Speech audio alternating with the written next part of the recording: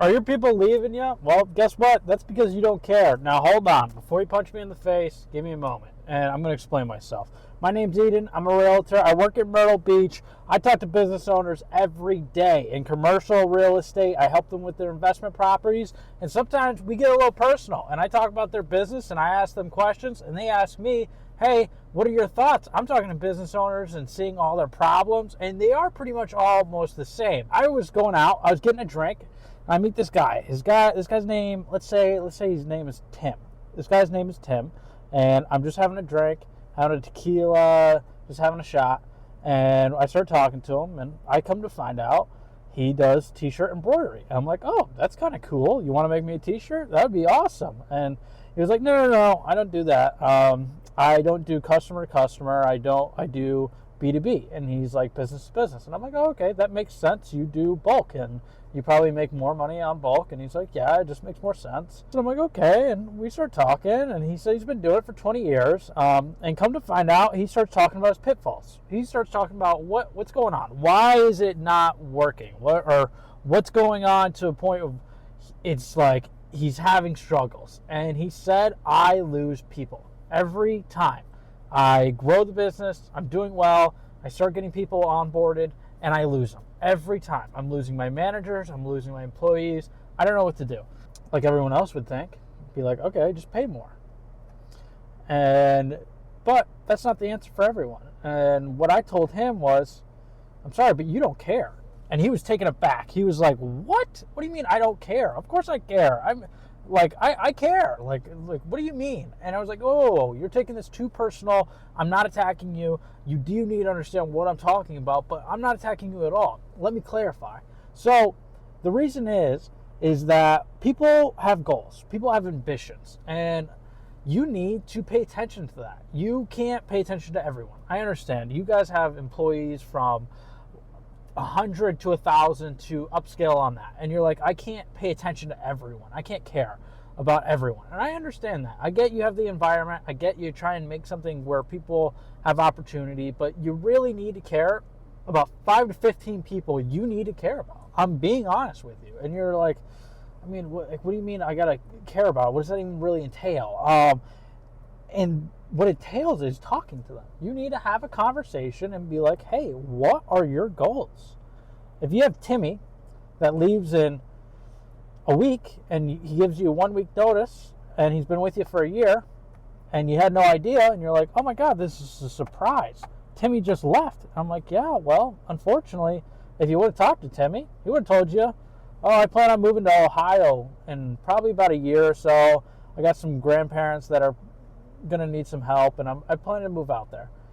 Guess what? You never talked to Timmy, and you just got surprised with that. When if you would have just had a conversation with the guy, you would have found out. And that goes with all of your employees, but you can't do that with all of them. So you have to be realistic.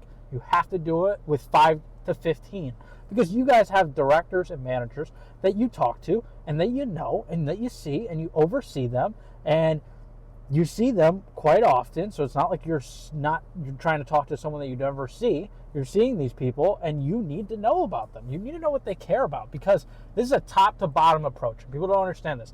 How you treat your management is how the management will treat your employees. And guess what? If you treat them like shit and you don't care, they're going to do the same thing. But if you start caring and you ask them questions and be like, hey, what are your goals? Because they're always changing. So you always need to be on top of it. And you're like, why am I on top of this forever? Like, this isn't, I hired these guys, so I wasn't on top of it. So I can kind of let the reins loose a little bit, focus on my other adventures or whatever, just to grow it. Unfortunately, you cannot let it go. You need to be present. You can't just be like, oh, I'm going to be lazy. I'm going to be laid back. I'm going to let the business fly. Let it do its thing. Well, guess what? You can do that for 2 years.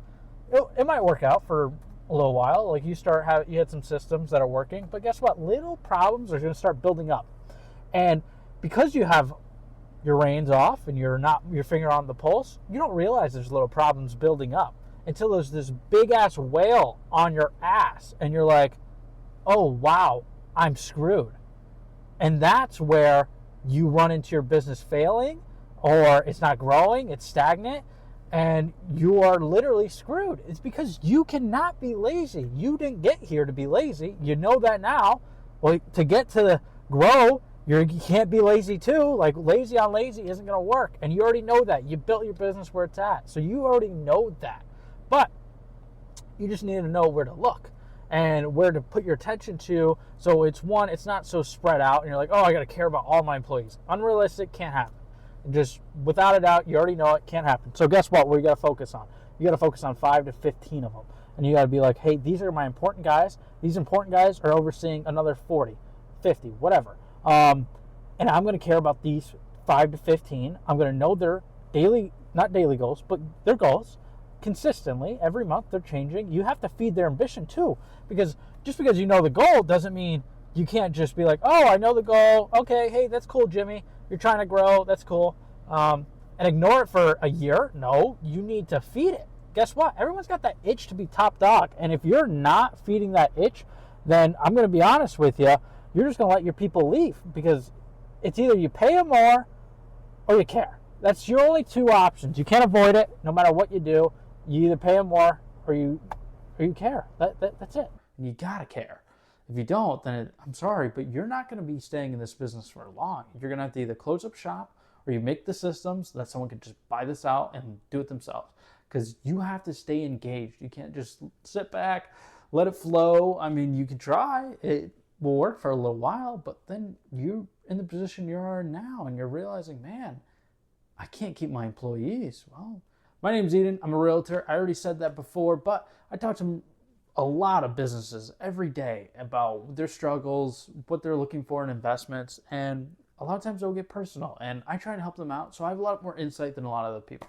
If you want to go down to the subscription, hit subscribe, and then also you can see my phone number there. Give me a call. We can talk. I have a lot of insight, and I understand where there's businesses that are at fault and that they need help, and they're like, hey, I just need a third perspective. Give me a call. We can chat, and we can go from there.